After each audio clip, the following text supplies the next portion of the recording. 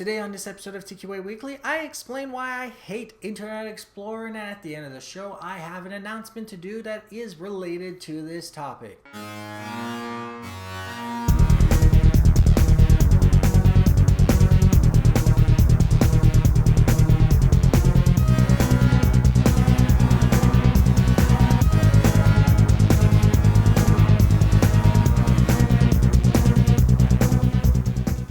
Happy holidays, and this is TQA Weekly. I am your host, Steve Smith, aka Zed Axis. Thank you for subscribing, watching, and or listening. I know I have many ways of subscribing to the show.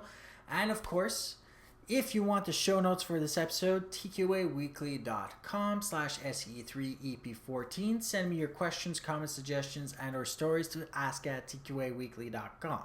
If you have watched any of the two last episodes, you know today's topic is going to be why I absolutely loathe Internet Explorer. But before I pop into that subject, I have an announcement to make at the end of the show about the website. So stay tuned. So first, we're going to talk about the user point of view. Internet Explorer 6, 7, 8, 9, and 10 currently are in use, although the lower versions are slowly passing by the door. But that still means there's still a small subset of users still using that, mostly in the business world, since other users do tend to upgrade if they have legitimate versions of Windows. Or they might have just downloaded something else. So for those using the inferior versions, what happens is anything from 8 and below does not experience the internet in a way that is compatible with HTML5 and CSS3 because it doesn't know what it is. And no amount of patching Internet Explorer will get that to work, since Microsoft doesn't patch Internet Explorer for functionality. They patch it for bugs, fixes, and exploits. And they do not upgrade their Internet Explorer independent of their operating system. So what happens is, for those users that are using Windows XP or Vista who refuse to use anything but Internet Explorer, you have a handicapped experience of the internet, which comes down to why are you using Internet Explorer? And this is why I hate Internet Explorer. So many people are ready to use what's in the box instead of seeing what's around them and what's possible to get. So who can experience the internet correctly with their current browsers on their operating system when they're using Windows? These are the users that are currently using Windows 7 and 8, which is a sorry shame, since there's so many people underneath those. I don't know why, but still, there's still people underneath that can't experience the internet. By the way, you can get Ubuntu for free and use browsers like Firefox that are HTML5 and CSS3 compliant. So it's not really a money thing, it's a Microsoft thing that comes into the mind. Now, from the web developer point of view, we are left with several issues, specifically those users using Internet Explorer below 9, because it doesn't accept HTML5 and CSS3 in a way that's easily designed for. If you're using Firefox, Chrome, Safari, and or Opera, great, fine. HTML5, CSS3 compliance standards across the board. Internet Explorer is not the same thing. Microsoft seems to follow slower with this, pushing out fanfare favorites like Do Not Track, which is not technically a way to prevent you from being tracked. It's just a way of sending out a header saying you don't want to be tracked, which, instead of giving you a fully compliant browser across the board, is what they're trying to do to get you to buy the very latest versions of their operating system. I can understand the money paradigm. It's the user experience that's being handicapped in the process. So what happens is the web developer has a choice to do, which will more likely affect you to purchase a new version of Windows as opposed to getting you to change browser if you're absolutely intent on never changing browser.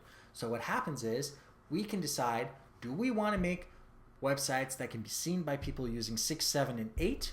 Many people will say yes. I, as a web developer, say no way in hell.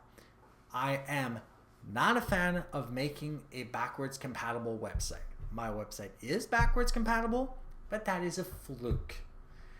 And there's also a whole thing of an announcement at the end of the show I have to talk about that has to do with that fluke. So what happens is now, if you want to experience Internet Explorer in a better scene, you have to upgrade. Currently, it's still $40-something. So if you want to upgrade to Windows 8, do it right now. But besides that, you still have the web developer. Do we want to be backwards compatible? And a lot of websites now are being less and less backwards compatible since Microsoft is not really supporting Vista and XP anymore. So we're left with 7 and 8, which have Windows 8, 9, and 10, more like 9 and 10, and basically Windows 8 has IE 10 built in. So those become HTML5 capable. Those using those browsers on those platforms of Microsoft will experience the internet in a supposed to be experienced way. So you will experience it to the closest of the ability of the developer because websites do not act the same way from one browser to the next. Now, from the point of view of a computer repairer, a technician looking at a computer, for those noobs outside that don't know what they're doing on the internet using Internet Explorer, here's a few things to scare you. Windows XP has Internet Explorer, which accepts ActiveX, which allows anybody who can basically convince you to load the ActiveX player to gain control of your computer, something a noob is ready to do. Sometimes they don't even have antiviruses. Sometimes they don't even patch their systems, so there are big gaping holes all over the place. They get spoofed. They get convinced into doing things like downloading the files. They don't scan the file, maybe because they don't have an antivirus or because they don't want to or just want to install it, get infected, a whole bunch of crazy stuff.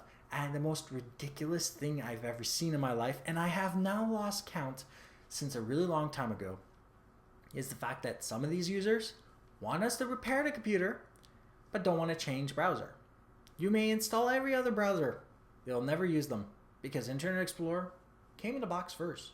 If I wanted to upgrade the computer behind me, which is running XP, and I wanted to do so with a full disk, and I've already bought full disks. I always buy full disks. It costs hundreds of dollars to get a non-OEM version from Microsoft to upgrade the computer so that I can install using one disk instead of all the disks. Meanwhile, using the actual XP disk means I can't actually install all the other service packs, which means I may not be able to install some of the stuff that allows me to upgrade the computer, which becomes a catch-22. If you want to upgrade, you have to get a full disk if you're too far behind. Otherwise, you just can't do anything anymore. That is my last annoyance I'm going to talk about today when it comes to Internet Explorer. I want to hear your comments, your stories. Bring them down below on YouTube. Send them to ask@tqaweekly.com. Heck, you go to my Facebook page, which is facebook.com/ZEDAXIS1981. That's where I chat up all the people that listen to my show, whether I actually chat with my iPhone, with my computer, my laptop, the tablets, whatever. I will reply if you have something pertinent to say. So questions, comments, suggestions, and or stories, that's where you can put them on Facebook for my show, for any of the shows I do. So that is basically it. If you want to make a video reply that is pertinent to the show, just record it to this. And if it is, I'll put it up. And as for the announcement of the TQA Weekly website, I do fully intend to make it fully HTML5 CSS3 compliant, which means I will no longer make it backwards compatible for the people, even though that was technically a fluke of my programming. A lot of the code was being comprehended somewhat correctly anyway. A lot of the effects were disappearing, but didn't matter since you were still able to use everything.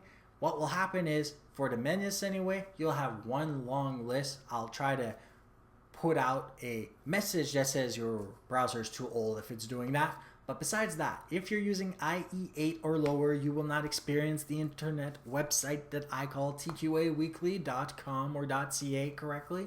So please upgrade to 9, 10, or any of the other 4 that I have named: Opera, Chrome, Safari, or Firefox.